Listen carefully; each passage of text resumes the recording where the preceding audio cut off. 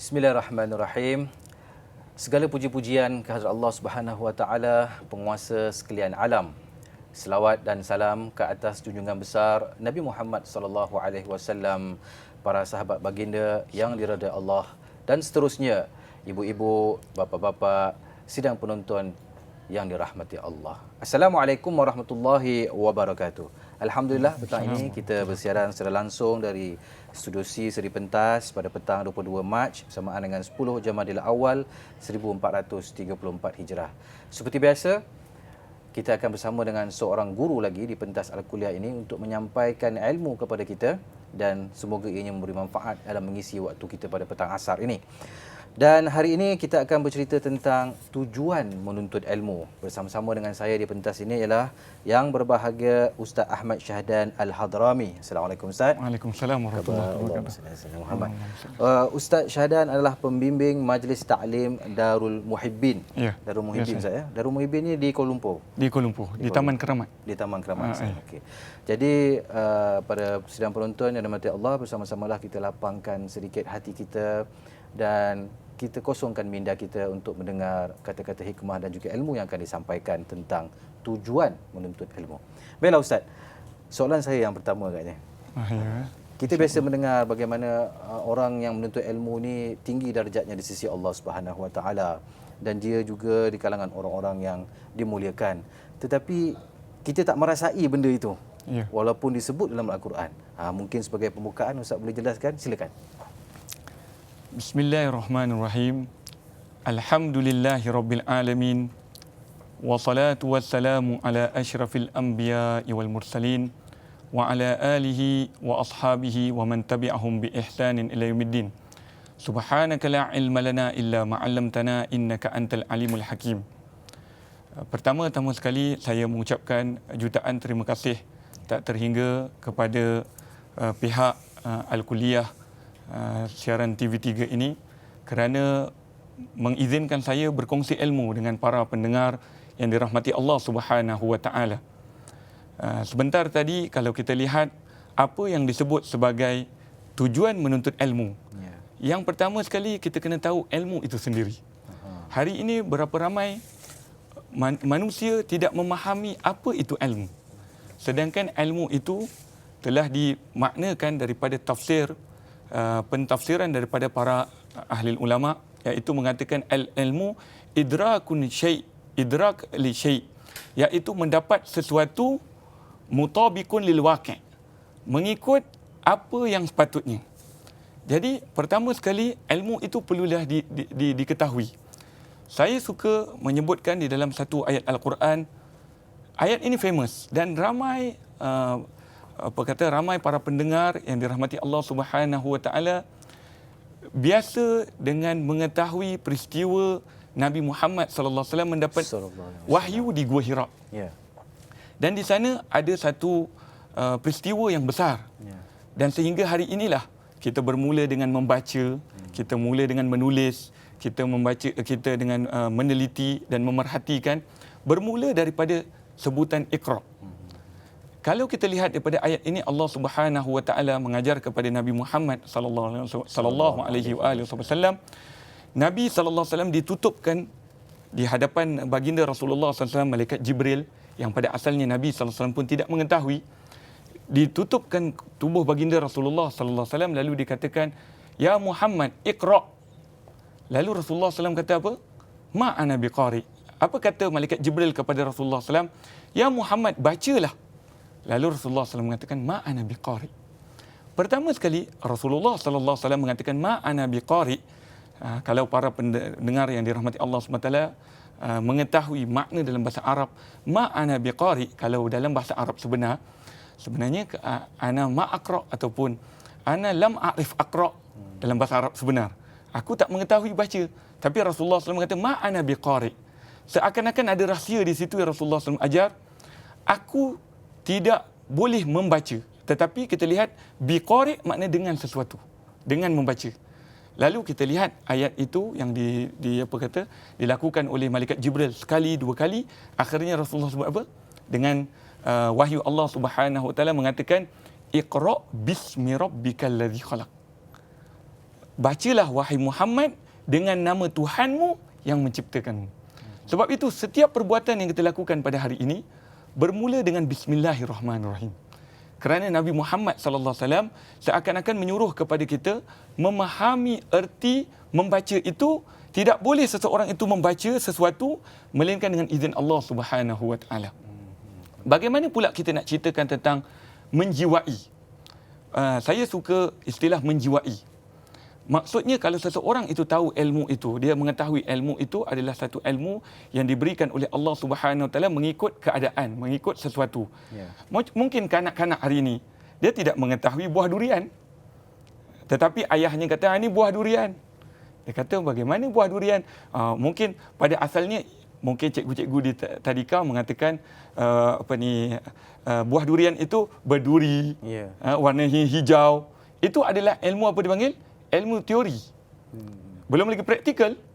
Sebab itu hari ini kita nak katakan mengenai ta'zim ataupun mengagungkan ataupun menjiwai ilmu itu, pertama sekali mesti tahu. Mesti tahu dulu.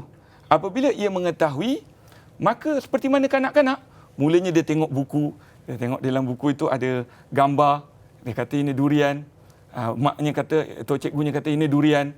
Jadi dia tahu, oh ini durian. Yeah. Tapi dia tak tahu lagi apa makna durian itu ataupun apa kelazatan durian itu. Yang kita hari ini, Masya Allah, kalau kita kata durian ini saja, buah yang orang kata apa? Dicari-cari.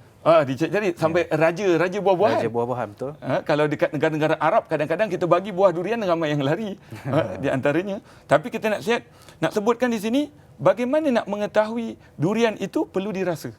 Sebab itu di sini nanti saya akan kupaskan makna ilmu yakin, ainul yakin, wa haqqul yakin. Apa tu, Ustaz? Ilmu yakin ini semua disebut dalam Al-Quran. Allah SWT sebut ilmu yakin, maksudnya pertama tadi saya sebut ilmu. Mesti tahu ilmu baru yakin. Hari ini kadang-kadang ada orang nak yakin tapi ilmu dia tak tahu. Sebab itu ramai hari ini orang dapat penyakit was-was. Sebab dia tidak mengetahui ilmu macam mana nak selesaikan penyakit was-was. Ilmu yakin. Keduanya, ainul yakin. Ainul yakin ini kita sebut sebagai apabila dia tahu ilmu itu tetapi dia perlu lihat di hadapannya. Sebab tu saya kata tadi, buah durian. Contohnya, masalah. Melihat buah durian yang dipandang pada asalnya buah durian, di dalam kitab disebutkan gambarnya saja, dia tak tahu. Tapi bila bapaknya beli, bawa balik pasar malam, bawa dengan ainul yakin, maksudnya nampak buah tu. Dan hakul yakin masa bila? Masa ibu bapanya kata, "Meh sini alang, meh sini, rapat sini." Makan. Dan dia makan, barulah rasa sedap. Sebab itulah ramai hari ini orang tidak dapat menjiwai hakikat ilmu itu kerana pertama sekali ilmu yang terbenar pun dia tidak memahaminya. Bagaimana dia nak lagi dalam mengetahui lapisan daripada makna ilmu itu. Itu mengenai ilmu. Dan kita lihat bagaimana Rasulullah sallallahu alaihi wasallam mengajar kepada kita dalam mencari ilmu ini, dia laksana seperti mana gambaran dan hakikat. Itu yang tadi saya kaitkan dengan gambaran dan hakikat. Seperti mana gambar, kita nampak gambar, tapi adakah ia hakikat? Tidak. Ia bukan hakikat. Mungkin kita boleh pegang dia, tapi tak sama seperti mana yang asalnya. Contohnya tadi kita kata buah durian. Kita kata itu buah durian, tapi tak sama dengan memegangnya. Kalau pegang memang orang tak pegang lah. Alamat luka ke apa. Jadi di sini kita lihat bahawasanya begitu juga orang yang ingin membawa agama ini. Orang yang ingin menyampaikan ilmu. Dia bukan hanya gambaran. Kalau kita kata gambaran, mungkin saya ini dan tuan pengacara ditangkap gambar, kemudian letak gambar di sini. Orang akan nampak ini gambaran saja. Tapi hakikatnya kalau kita ada betul-betul bergerak, kita bercakap, kita pandang, ini maknanya orang yang hadir di hadapan kita semua melihat kita.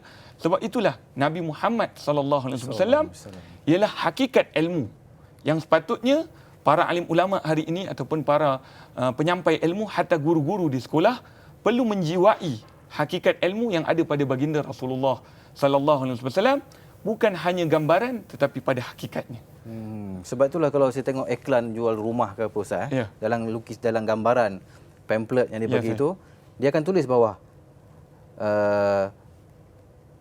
apa yang dilihat pada gambar itu tidak semestinya sama dengan rumah yang akan kita beli. Ya, betul. Yang maksudnya begitulah yang Ustaz cakap tadi. Gambaran dan hakikat. Naam. Satu yang saya nak tahu dia Ustaz, perkataan yang Ustaz guna Rasulullah SAW sebut. Sallallahu alaihi wasallam. Anak bi qari itu. Bi qari itu maksudnya rahsia di sebalik itu, kenapa Rasulullah pilih perkataan dengan membaca tu?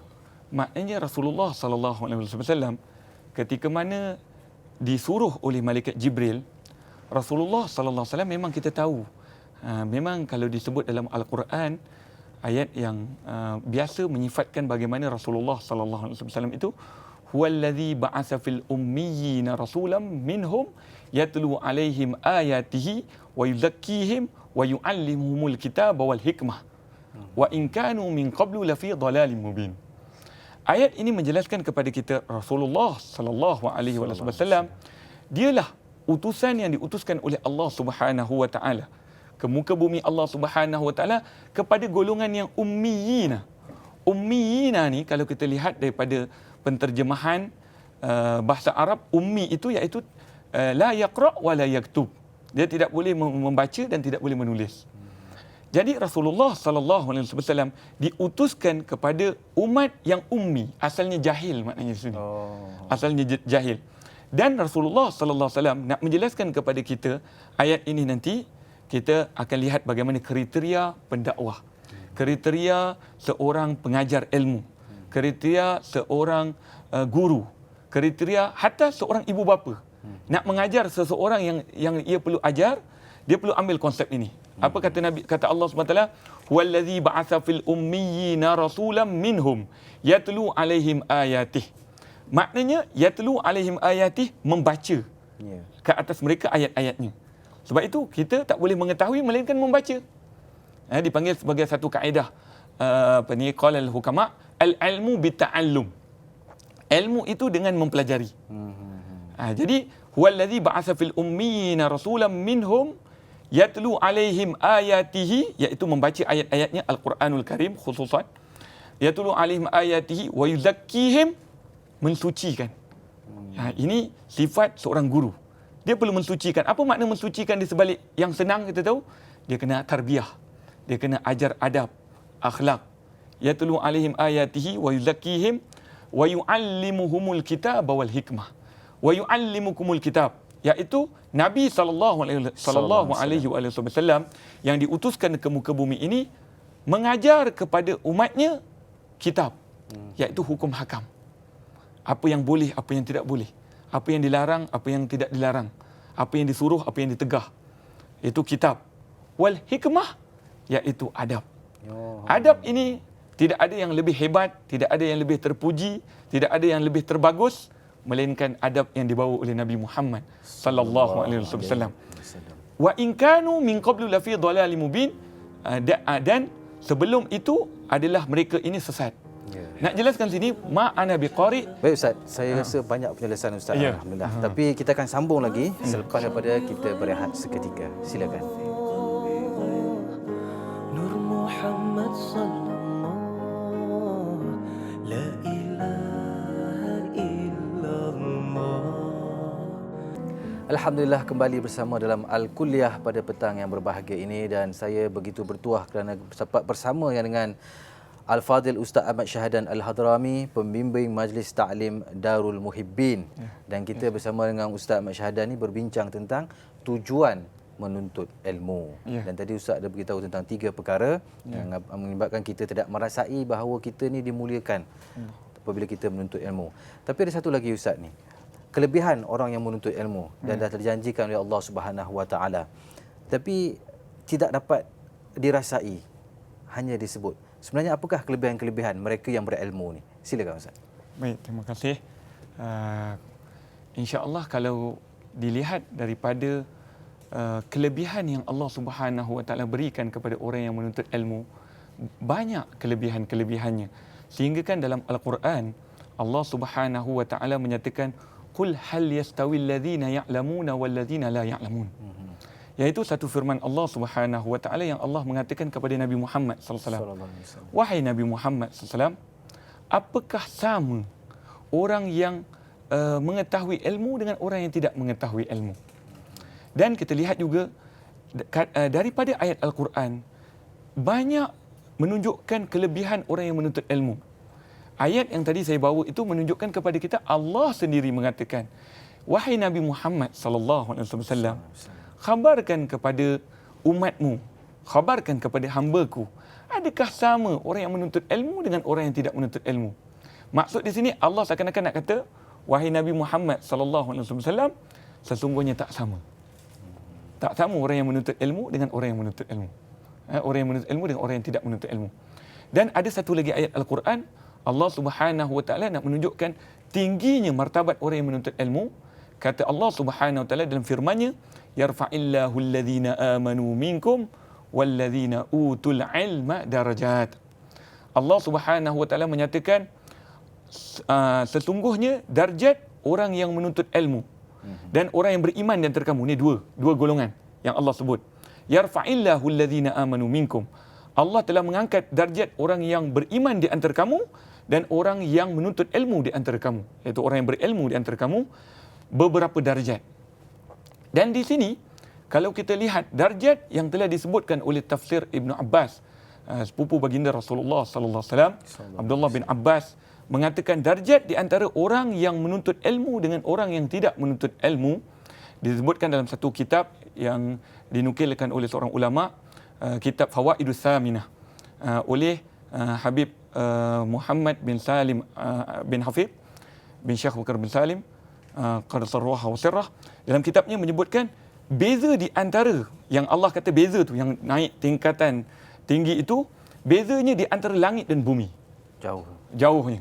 Maknanya orang yang menuntut ilmu dengan orang yang tidak menuntut ilmu itu jauhnya di antara langit dan bumi. Kalau kita hari ini, kita tahu bumi ini yang kita duduk sini, dan bila kita tengok langit, langit ini 7 lapisan, 7 petala langit ada. Maknanya bagaimana di antara orang yang menuntut ilmu dengan orang yang tidak menuntut ilmu. Orang yang beriman dengan orang yang tidak beriman. Tinggi, beza di sisi Allah Subhanahu wa taala. Jadi, seperti mana yang kita hendak mengetahui, apabila seseorang itu dia sudah mengetahui saya ini adalah orang yang diamanahkan oleh Allah Subhanahu wa taala. Maksud di sini saya nak katakan orang yang beriman, amanah dia, amanah iman dia kepada Allah Subhanahu wa taala. Apa tujuannya? Untuk menyampaikan tabligh. Itu sifat Nabi sallallahu alaihi wasallam. Tabligh, menyampaikan kepada orang ramai, kepada orang yang tidak hadir dalam majlis ini, kepada orang yang mungkin ada yang mendengar majlis ini tapi ada orang lain juga dalam hatinya sebenarnya nak dengar tapi tidak dapat hadir, tidak dapat dengar di kaca televisyen hari ini. Jadi apa tujuan mereka, apa tugas mereka, mereka kena sampaikan. Itu orang yang beriman. Maksudnya kita nak tak nak orang yang beriman mesti ada dalam sanubari jiwa mereka, satu hari nanti kalau boleh biarlah ada seseorang yang masuk Islam di tanganku. Seperti mana Nabi SAW mengajar kepada Sayyidina Ali karamallahu wajhah. Nabi Muhammad SAW mengatakan, hendaklah seseorang itu berdakwah ataupun menyampaikan Islam kepada seseorang sehingga dia memeluk agama Islam lebih baik daripada dia mendapat seekor unta yang merah. Nak menggambar kat sini bukanlah memang hadis itu zahirnya unta merah ataupun kita nampak sebagai unta yang merah ini dari zaman Rasulullah SAW. Unta tu mungkin kita kata harga yang mahal, nilai yang tinggi. Mungkin kita boleh kata sebiji kereta BMW ataupun Porsche. Jadi maknanya mahal di situ. Rasulullah SAW kata walaupun dapat kereta tapi kalau kamu dapat memberikan hidayah kepada orang lain lebih hebat daripada nilai mata wang dunia ini ataupun nilai kenderaan yang hebat ini. Dan Rasulullah SAW juga mengajar kepada kita tentang ilmu nak disampaikan kepada orang lain. Kata Nabi SAW, fas'alu ahla zikri in kuntum la ta'lamun. Kata, bertanyalah kamu kepada ahli yang mengetahui sekiranya kamu tak mengetahui. Jadi di sini saya nak sambung balik perbicaraan kita tadi mengenai nak dapat kelazatan ilmu, nak dapat kemanisan ilmu, perlu mencari orang yang mendapat kelazatan ilmu, mendapat kenikmatan ilmu. Dan nak dapat kenikmatan ilmu itu, kata ulama, dia bukan satu benda yang boleh dicapai dengan tangan. Maksud saya di sini ialah datang daripada gerak hati kita sendiri. Sebab itu kadang-kadang hari ini ada orang, dia mendengar seseorang menyampaikan ilmu, minta maaf cakap, kadang-kadang orang yang mendengar itu dia rasa macam tak ada apa-apa. Tidur. Dia lebih, ada di antaranya tidur. Ataupun ada di antaranya macam tak ada apa-apa. Dia tidak ada merasa sesuatu apa-apa. Tapi kadang-kadang bila dia dapat sesuatu, dia akan merasakan kelazatan majlis ilmu. Kenikmatan penyampaian ilmu. Di sini, seorang ulama yang mendidik saya, yang menterbiah saya suatu masa dahulu, seorang ulama daripada Yaman, dia mengatakan, tidak ada seseorang yang boleh memberikan seseorang yang dahaga, melainkan dia ada air. Tidak ada seseorang yang boleh menyuruh orang menangis kalau dia tidak pernah menangis. Tidak ada seseorang yang boleh mengatakan seronok dengan majlis ilmu kalau dia juga tidak suka majlis ilmu. Di situ kita nak dapat kelazatan ilmu. Maknanya kita perlu cari kepada orang yang ada ilmu itu. Jadi macam mana kita nak mengenal orang yang boleh menyampaikan ilmu yang berkesan kepada kita ni, Ustaz? Allahu Akbar. Ini satu perkataan yang Allah Subhanahu Wa Taala telah sifatkan kepada seluruh hamba-Nya. Tapi kadang-kadang kita tak perasan dan kita tidak memikirkan apa yang dimaksudkan di sebalik ayat ini. Allah Subhanahu Wa Taala sebut, innama yakhsyallaha min ibadihil ulama. Kata Allah Subhanahu Wa Taala, hanya sahaja orang yang takut kepada Allah Subhanahu Wa Taala itulah para alim ulama-Nya. Dan di sini kita bahasa Melayu sendirilah, kita sebut alim ulama. Kita sebut alim ulama. Para pendengar sekalian yang dirahmati Allah Subhanahu Wa Taala, kita hari ini kita sebut orang alim. Kita lihat daripada kaedah bahasa Arab, alim ini diambil daripada sirah fa'il. Bahasa Arab dipanggil perbuatan, tapi kalau orang yang berbuat dia panggil fa'il. Jadi alim. Alim maksudnya orang yang berilmu. Tapi kita tak perasan. Daripada alim itu, alimun, tersembunyi di sebalik alim itu ilmu. Maksudnya tidak ada seseorang yang boleh mendabik dada ataupun mengatakan dia orang alim, melainkan dia ada ilmu. Dan di sini saya nak sebutkan pula, kita nak nak selarikan dengan apa yang saya katakan, seseorang yang menyampaikan dia perlu ada. Maksudnya di sini orang yang alim itu dia perlu takut kepada Allah Subhanahu Wa Taala. Bila dia menyampaikan sesuatu, dia sendiri takut kepada Allah Subhanahu Wa Taala.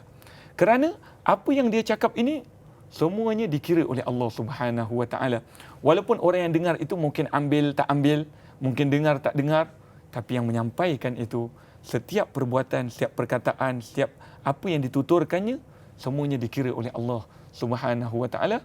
Sebab itulah apabila orang yang mendengar itu, dia mendengar daripada seseorang yang menyampaikan dengan hati dan jiwa raganya penuh dengan untuk umat Nabi sallallahu alaihi wasallam, akan sampailah ilmu itu kepada orang yang mendengar. Seperti mana saya kalau boleh nak kongsi, ada satu kisah. Kisah iaitu kisah yang terjadi kepada seorang wali Allah Subhanahu Wa Taala, Syekh Abdul Qadir Al-Jilani. Dia seorang ulama besar berketurunan Sayyidina Hasan radhiyallahu taala anhu.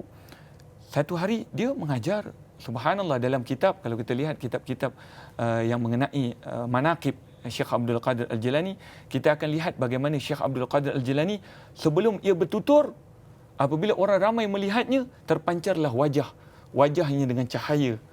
Cahaya ilmunya, cahaya nurnya, cahaya kasih sayangnya, cahaya cintanya kepada Allah dan Rasulnya.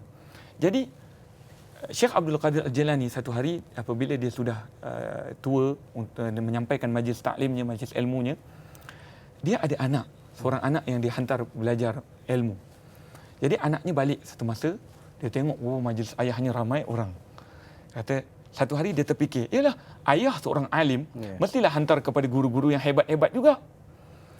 Lalu anaknya pulang, dia kata, abah ada majlis taklim, ayah ada majlis taklim. Jadi saya nak cuba, nak cuba ilmu saya ni, saya nak sampaikan. Jadi dia sampaikan, ayahnya kata, dia kata, ayah, izinkan saya sampaikan majlis ilmu. Dia kata, tak apa, tafadhal, silakan. Nanti majlis ilmu nanti kamu dulu. Nanti sedikit lagi bahagian abah pula. Jadi dia pun mula, dia pun cakap. Masya Allah, dia cakap kullu badi', kullu ma'ani, kullu balaghah. Semua kalam-kalam yang tinggi. Kalau orang Arab, bahasa yang bagus lah. kalau orang Arab masa saya belajar di Yaman dulu, dia sebut kalam fauk. Kalam tinggi, maknanya hukum hakam yang sangat hebat, sehingga kan apabila dilihat, disampaikan, orang ramai semua dengar saja, lihat saja. Tapi bila dia mengajar itu, akhirnya sudah habis masanya, ayahnya pun kata, sudah, anak duduk sebelah, abahnya pula cakap. Okay. Kalau gitu kita sambung selepas daripada ini, Ustaz, ya. Insya-Allah. Baik, kita berehat seketika dan kembali selepas daripada ini. Muhammad Rasulullah, Hasbi Rabbi Jalla. Alhamdulillah, kembali dalam Al-Kuliah dalam tajuk membincangkan tujuan menuntut ilmu. Dan bagi anda yang baru menonton atau mengikuti Al-Kuliah pada petang ini, bersama-sama dengan saya ialah Al-Fadhil Ustaz Ahmad Syahdan Al-Hadrami, pembimbing Majlis Ta'lim Darul Muhibbin. Sebelum kita berhenti rehat tadi, saya dan juga sidang penonton, Ustaz ada bercerita tentang anak kepada Syekh Abdul Qadir Al-Jailani yang meminta daripada ayahnya untuk mengajar di majlis ilmu bapanya di khalayak yang ramai. Ya, okay. Ustaz silakan dengan cerita tersebut. Alhamdulillah, terima kasih. Mudah-mudahan para pendengar sekalian, kita semua mendapat makna di sebalik cerita ini, kerana cerita ini adalah makna di sebalik kisah yang saya akan sebutkan selepas ini, iaitu kisah Nabi Muhammad sallallahu alaihi wasallam. Apabila anak tadi sudah menyampaikan ilmu di hadapan anak murid kepada Syekh Abdul Qadir Al-Jilani, kemudian bapanya pun bangun memberikan isyarat anaknya sudah selesai. Dan anak kata, okey, sekarang ni ayah saya pula menyampaikan majlis ilmunya. Lalu ayahnya pun naik duduk berada di hadapan anak muridnya sekalian. Lalu ia mengatakan, ada seorang suami isteri yang si isteri menyuruh suaminya memanggang kita panggil memanggang ayam, panggang ayam di luar rumah. Jadi si suami pun lakukan, dia pun keluar daripada rumah, dia letak ayam, dia panggang ayam kat luar. Jadi bila dia panggang ayam, rupanya dia tak sedar, dia pun pergi masuk sekejap. Ada seekor kucing. Kucing dia tahu, wah ini rezeki saya ini. Kata, tak ada orang tengok. Lalu dia pun datang kepada ayam tadi, ayam yang sedang dipanggang, makan habis ayam itu. Lalu keluarlah si suami balik semula, teringat kepada ayam panggang ni. Lalu dia keluar tengok, sudah tiada. Lalu hanya cerita begitu saja. Lalu ia pun pulang, datang jumpa suami isterinya, kata, wahai isteriku, sudah kita tak ada rezeki. Sudah ayam panggang kita sudah dimakan oleh ikan, oleh kucing. Habis, selesai. Hanya cerita sedikit saja. Yang di hadapan Syekh Abdul Qadir Al-Jilani semua menangis. Semua menangis, mengalirkan air mata. Sedangkan Syekh Qadir Al-Jilani cerita tentang ayam panggang yang dimakan kucing. Ya, ayam panggang dengan kucing saja. Jadi anaknya tadi yang di sebelah, apa ayahku cakap ni? Bukannya ilmu apa pun, nak kata ilmu tauhid ke, ilmu fiqah ke, ilmu... Tak ada ilmu. Lalu dia pun terpinga-pinga, apa agaknya? Lepas tu dia pun cuit salah seorang daripada anak murid Syekh yang sedang nangis tadi. Dia kata, boleh tak aku tanya kepada kamu, apa yang kamu dapat setelah ayahku cerita tadi? Dia kata, wahai anak kepada Syekh, kata, sesungguhnya apa ayahmu cakap itu benar. Apa ayahku cakap itu benar? Dia terpinga sebab dia nampak yang zahir saja. Dia nampak mengenai suami isteri yang nak makan ayam panggang tapi tak dapat makan sebab kucing makan. Jadi dia kata, sesungguhnya inilah diriku. Yang tadi, sesungguhnya inilah diriku. Aku ini banyak melakukan amal ibadah. Banyak melakukan amal ibadah. Tapi pada masa yang sama, aku ini takabur. Aku ini ego. Aku ini rasa aku ini lebih baik daripada orang lain. Aku saja yang betul dalam dunia ni. Tak ada orang lain yang betul. Akhirnya disebabkan itu, aku merasakan rupanya aku tertipu dengan amalanku ini. Dan gambaran kucing tadi, seakan-akan syaitan yang telah menipu aku, dia ambil semua dosa-dosa, dia ambil semua pahala aku tadi, akhirnya aku tak ada apa-apa di sisi Allah Subhanahu Wa Taala, dan disebabkan itulah aku menangis. Dan kalau kita lihat kisah ini, kita boleh relatekan dengan kisah Nabi Muhammad sallallahu alaihi wasallam. Konsep majlis ilmu Nabi Muhammad sallallahu alaihi wasallam, walaupun kita taklah kata Nabi sallallahu alaihi wasallam mengajar fiqh, mengajar tauhid, tidak, tapi Rasulullah SAW tutur katanya saja para sahabat dia tahu ini bahagian tauhid, ini bahagian fiqh. Jadi ketika mana apabila disampaikan Rasulullah SAW bagi nasihat ataupun bagi percakapan kepada umatnya, kepada sahabat-sahabatnya, ada dua orang sahabat Nabi sallallahu alaihi wasallam, iaitu seorangnya namanya Sayyidina Umar. Sayyidina Umar Sayyidina Umar Sayyidina Umar bin Khattab radhiyallahu taala anhu, dan Sayyidina Huzaifah Al-Yamani. Ketika mana duduk bersama-sama, jadi bila Rasulullah sampaikan satu perkataan itu tak menggambarkan sesuatu pun. Kalau nak berkata pun mungkin hanya cerita yang biasa saja. Tapi di hadapan Rasulullah SAW semua mengalirkan air mata. Dan Sayyidina Huzaifah bila nampak Sayyidina Umar Khattab, dia kata, kenapa Sayyidina Umar Khattab menangis ni? Dia pun tertanya-tanya, aku pun menangis juga tapi engkau menangis. Kenapa agaknya engkau menangis? Lalu dia pun tanya kepada Sayyidina Umar, ya Sayyidina Umar, wahai sahabat yang dekat dengan Nabi SAW. Lalu kata, ya kenapa?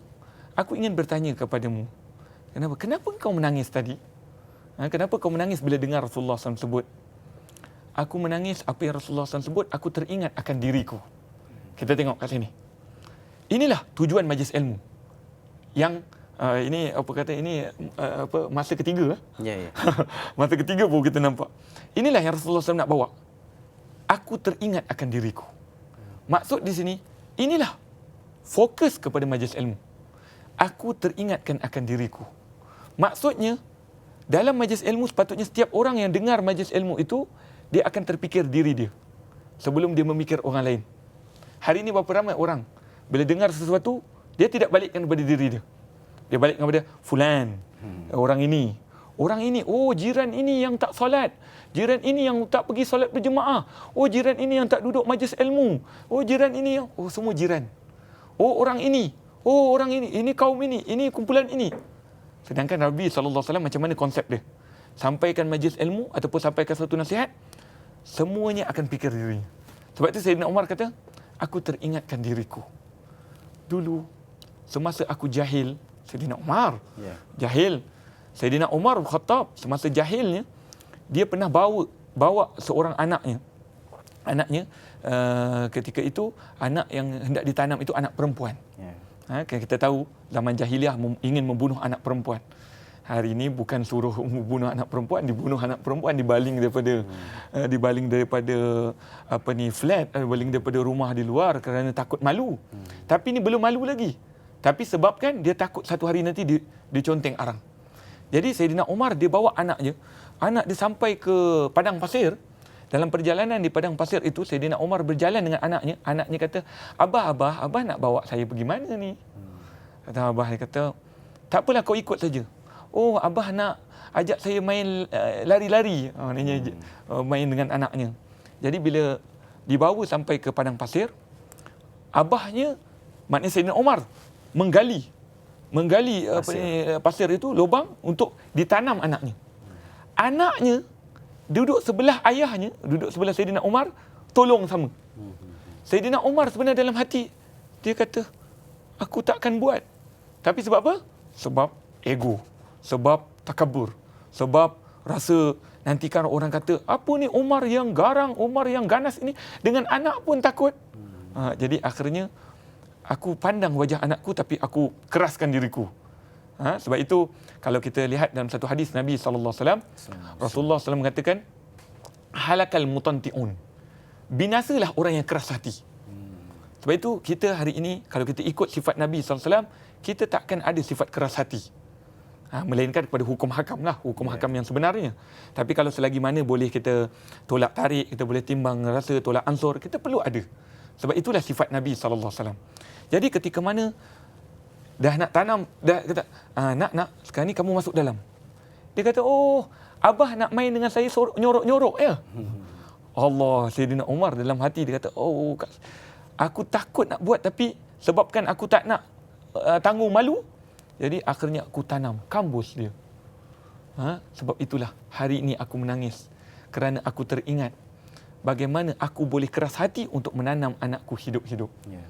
Dan di situ kita lihat konsep yang Rasulullah SAW bawa, itulah tujuan majlis ilmu, ialah untuk menyedarkan diri kita sebelum kita melihat orang lain, sebelum kita memikirkan golongan yang lain, diri kita sendiri kita perlu fikir dan kita perlu muhasabah apa yang kita dengar. Tapi bagaimana Ustaz kita nak dapatkan apabila kita mendengar Tok Guru ni bercakap, kita kembali kepada perkara-perkara yang pernah kita lakukan dahulu, sama ada yang baik ataupun yang dosa-dosa kita. Sebab biasanya yang penyampainya tidak membawa ke arah tu. Jadi bagaimana Ustaz? Pertama sekali, soalan ini sangat baik kalau diamat-amati, sebab saya pernah ditanya oleh salah seorang daripada anak murid saya. Dia kata, Ustaz, kenapa hari ini banyak pengajian ilmu, banyak majlis ilmu, tapi seakan-akannya kita tak nampak kesan daripada majlis ilmu itu. Saya kata sebenarnya pertama sekali, kesan majlis ilmu bukan ramainya orang yang hadir. Hari ini kadang-kadang kita nampak, wow, majlis ilmu itu ramai orang hadir, kita rasa kita nak hadir. Tapi kadang-kadang apa niat kita hadir dalam majlis ilmu itu? Niat yang pertama. Pertama sekali niat. Sebab itu kita lihat Nabi SAW sendiri mengajar kepada kita hadis yang sangat famous, yang sangat terkenal, yang sangat masyhur. Ramai para pendakwah bila menyampaikan majlis ilmu, dia akan sebut innamal a'malu binniyat. Sesungguhnya setiap perbuatan, setiap amal ibadah itu perlu dengan niat. Jadi kita yang hadir dalam majlis, apa niat kita datang? Adakah niat kita datang semata-mata, oh aku nak tengok guru ni. Oh katanya guru ni handsome katanya. Ataupun katanya guru ni datang daripada negara Arab. Dia tidak membawa kepada maksud yang sebenar. Saya datang untuk saya membaiki diri saya. Sebab itu saya balik kepada ayat yang saya sebut tadi. Huwallazi ba'atsa fil ummiyina rasulan minhum yatlu alaihim ayatihi wa yuzakkihim. Ini kaedah kedua. Wa yuzakkihim. Apa? Mensucikan hati. Siapa yang sucikan hati? Nabi Muhammad sallallahu alaihi wasallam, daripada tingkah laku, daripada adab, daripada akhlak, daripada pembawakan, daripada uslub, daripada cara, daripada cara penyampaian. Itulah cara yang dibawa oleh Nabi sallallahu alaihi wasallam. Tapi ingat, hidayah bukan milik orang yang menyampaikan. Hidayah milik Allah Subhanahu wa taala. Sebab itu orang yang menyampaikan ilmu juga perlu ada hubungan. Perlu ada hubungan dengan Allah Subhanahu wa taala. Maksud di sini, sebelum dia nak sampaikan majlis ilmu, apa perasaan dia kepada Allah Subhanahu wa taala? Dan kedua, orang yang datang, apa perasaan dia nak datang? Niat dia nak datang. Sebab itu wa yuzakkihim, dia ada kaitan dengan tazkiyatun nafas. Apa makna tazkiyatun nafas? Iaitu penyucian hati. Bagaimana nak datangkan penyucian hati? Mesti kepada orang yang hatinya juga disucikan oleh para guru-gurunya yang terdahulu, orang-orang ulama. Contohnya dalam kitab yang masyhur, kita tahu kitab Ihya Ulumuddin Imamul Ghazali, kitab Bidayatul Hidayah, kitab yang hanya kecil saja, kitab saghir, Bidayatul Hidayah, kitab kita akan sambung lagi selepas daripada ini Ustaz. Kita akan berehat dahulu dan kembali selepas daripada ini. Silakan. Muhammad Rasulullah. Alhamdulillah, kembali bersama dalam Al-Kuliah dan juga Al-Fadhil Ustaz Ahmad Syahadan Al-Hadrami. Baiklah Ustaz, dalam perbincangan kita di penghujung pusingan Al-Kuliah ni lah ya, Ustaz ada sebut tentang tazkiyatun nafs, bagaimana mensucikan hati. Jadi bagaimana kita nak pergi ke majlis ilmu, dalam waktu yang sama jiwa kita, hati kita juga bersih seiring dengan kehadiran kita dalam majlis ilmu itu. Silakan Ustaz. Alhamdulillah. Terima kasih. Di dalam persoalan tazkiyatun nafas, yang saya boleh mengatakan di sini bahawasanya tazkiyatun nafas ialah salah satu daripada ilmu yang dibawa daripada turun-temurun. Bermula daripada baginda Rasulullah sallallahu alaihi wasallam. Hatta kita lihat, kalau nak kata Rasulullah sallallahu alaihi wasallam, hatta para anbiya alaihi salatu wasallam yang sebelumnya pun membawa kaedah itu. Sebab itu kita lihat bagaimana Nabi Allah Adam alaihi salam. Bagaimana ketika mana Allah Subhanahu wa taala menguji anaknya Qabil dan Habil. Dia katakan, kamu semua kena berkorban. Bagaimana korban itu? Ada yang yang mengatakan Qabil mengatakan dia ingin yang penting ada. Tetapi dia tidak nampak yang cantik, tak nampak yang indah. Sedangkan sifat manusia itu inginkan yang indah, inginkan yang cantik. Sebab itu kalau kita kembali balik kepada hadis Nabi SAW, innallaha jamilun yuhibbul jamal. Sesungguhnya Allah sesungguhnya Allah itu maha indah, maha cantik, dan Allah menyukai benda-benda yang cantik. Jadi sebab itu kita lihat, kalau daripada hadis ini dan cerita tentang pengorbanan yang dilakukan oleh Qabil dan Habil ini adalah salah satu perjuangan hati. Walaupun zahirnya binatang yang hendak dikorbankan, tetapi pada hakikatnya apa? Hakikatnya hati. Sebab itu kalau saya nak kaitkan kepada semua apa yang saya sebutkan tadi, semua akan berkaitan dengan hati. Sebab itu Nabi Muhammad SAW, dia punya kaedah di situ disebutkan wa yuzakkihim, ialah tazkiyatun nafs, membersihkan hati. Dan kita lihat seperti mana yang saya katakan, turun temurun hatta kita dahulu, khususnya umat Melayu di bumi tanah air kita yang tercinta di Malaysia ini, kita dahulu pun daripada zaman dahulu lagi, ulama-ulama kita yang datang daripada Timur Tengah, daripada Arab, khususnya daripada Hadramaut, kalau datang ke sini, itulah yang dibawakan, konsep tazkiyatun nafs. Sebab itu Melayu ini, kalau kita lihat, Melayu ini banyak ada kaitan dengan tazkiyatun nafs. Kadang-kadang, tapi kita tak perasan sebenarnya Melayu ini banyak tazkiyatun nafs. Dia kalau nak bercakap depan orang, kadang-kadang dia minta izin. Walaupun kita tak itu adab orang Melayu, tapi sebenarnya itulah tazkiyatun nafs, konsep Islam. Contohnya kita berjalan, kita kita tundukkan, bukan kita niat untuk kita sembah pada orang ini, tak. Kita muliakan dia. Jadi kat sini saya nak mengatakan di sini bagaimana konsep tazkiyatun nafs. Pertama sekali, guru yang datang, yang guru yang nak sampaikan tazkiyatun nafs pada diri dia, iaitu ya Allah, sebenarnya aku tak mampu untuk menyampaikan majlis ilmu ini, dan aku tak mampu untuk menghadirkan orang yang hadir di hadapanku ini, melainkan semua dengan izinmu. Kita bawa balik kepada kaedah yang Rasulullah ajar, Iqra' bismi rabbikal ladzi khalaq. Dengan izin Allah SWT benda semua jadi. Jadi ulama ataupun ustaz ataupun seorang penceramah, dia datang pertama sekali, bukan aku yang bercakap. Aku adalah wasilah. Aku adalah perantara untuk menyampaikan dakwah Rasulullah sallallahu alaihi wasallam. Itu yang kedua pada orang. Yang ketiga, dia tetap mengukur diri dia ada kekurangan pada orang yang mendengar. Maksudnya dia tetap mengatakan, ya Allah, aku ini pun lemah. Kalau sekiranya engkau ingin membuka keaibanku di hadapan semua orang yang dengar ini, dan saya semua akan bertempiaran lari daripadaku. Tapi disebabkan kasih sayangmu, disebabkan rahmatmu, aku duduk di hadapan orang ramai ini. Maksudnya dia punya hubungan dengan Allah SWT mesti kuat. Baik, yang keduanya, orang yang duduk dalam majlis itu. Baik, tadi saya dah sebut niat. Kedua, mereka sendiri di antara satu sama lain, jangan ada memikirkan, engkau ni tak selalu datang ni, kamu ni tak selalu datang, aku orang je baru datang, orang baru ni, biar aku saja yang duduk depan.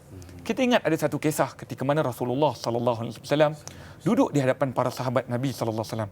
Ketika itu Rasulullah SAW sudah duduk di hadapan para sahabat. Datang seorang pemuda yang dia mungkin baru datang, tapi dia nak duduk depan. Dia nak duduk depan. Jadi bila dia nak duduk depan, Rasulullah SAW dah nampak dah para sahabat semua macam tak izinkan. Tapi sebabkan tak izin tu, dia keras sikit. Dia masuk dengan cara keras, lalu dia terus duduk depan Rasulullah SAW. Dan di dalam majlis itu Rasulullah SAW seakan-akan macam tak pandang sangat dia. Pandang kanan, pandang kiri, maknanya tak pandang sangat dia. Ketika habis dalam majlis itu, Rasulullah SAW panggil dia. Allah kata, wahai pemuda, mari sini. Rasulullah SAW kata, adakah engkau bila sampai dalam majlis ini tadi, kau merasakan engkau lebih baik daripada semua orang yang hadir ini? Kau lebih perfect daripada semua orang yang hadir ini? Pemuda ini jujur, benar. Dia kata, ya Rasulullah SAW, benar apa yang kau katakan. Lalu Rasulullah SAW, patutlah aku terlihat saf'ah min saf'ati syaitan. Aku terlihat percikan daripada percikan syaitan pada wajahmu. Sebab itu Rasulullah SAW tak pandang sangat.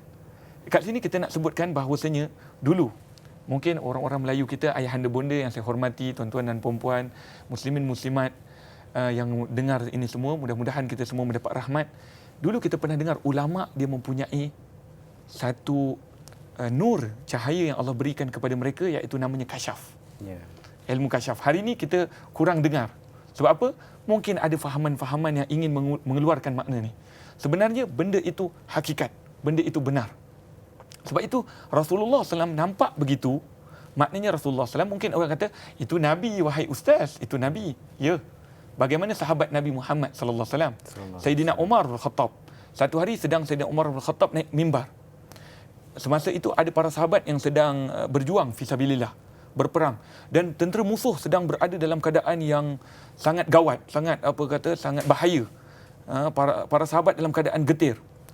Sayyidina Umar ketika mana naik di atas mimbar, dia mengatakan, lari ke gunung, lari ke sebalik bukit. Sahabat Nabi yang duduk dalam khutbah Jumaat, alhamdulillah kita hari ini dalam hari Jumaat. Mudah-mudahan hari Jumaat termasuk daripada hari-hari yang diberkati oleh Allah Subhanahu Wa Taala. Jadi ketika mana dia kata lari di sebalik bukit. Jadi itu semua para sahabat yang duduk dengar khutbah terpinga. Ini cakap dengan siapa ini? Tengok di belakang macam tak ada seseorang. Jadi mereka semua terpinga. Siapa yang Sayyidina Umar cakap? Jadi bila lepas habis majlis, mereka semua terpinga-pinga, tertanya-tanya di antara satu sama lain, tapi tak tahu nak jawab, tak tanya kepada Sayyidina Umar. Sampailah para sahabat lain yang balik itu jumpa dengan sahabat yang lain yang ada dalam majlis ceramah itu, dalam khutbah. Dia kata, apa yang berlaku? Dia kata, aku dalam peperangan tadi sangat gawat, sangat getir, tiba-tiba aku terdengar satu suara, tapi suara itu macam mirip suara Sayyidina Umar. Jadi di situ mereka mengatakan bahawasanya Allah SWT telah tunjukkan pandangan kepada Sayyidina Umar. Seperti mana Nabi SAW mengatakan, ittaqu firasatal mu'min. Takutlah kamu kepada firasat orang mukmin. Maknanya kasyaf tadi tu Ustaz. Jadi banyak ilmu yang dapat dikongsikan dan hendak dikongsikan bersama dengan Ustaz juga pada para penonton di rumah, tetapi masa tidak mengizinkan hingga setakat ini. Jadi banyak terima kasih kepada yang Al-Fadhil Ustaz Ahmad Syahdan Al-Hadrami dan juga sidang penonton yang dirahmati Allah, dan insya-Allah kita akan sambung lagi Ustaz di masa-masa dan kesempatan jika diizinkan oleh Allah. Wabillahi taufiq wal hidayah. Assalamualaikum warahmatullahi wabarakatuh. Terima kasih banyak. Oh muslimah, berbahagialah, kau telah dilahirkannya dengan mulia. Subhanallah, Tuhan telah berkati wanita yang cukup ilmu, rendah hati.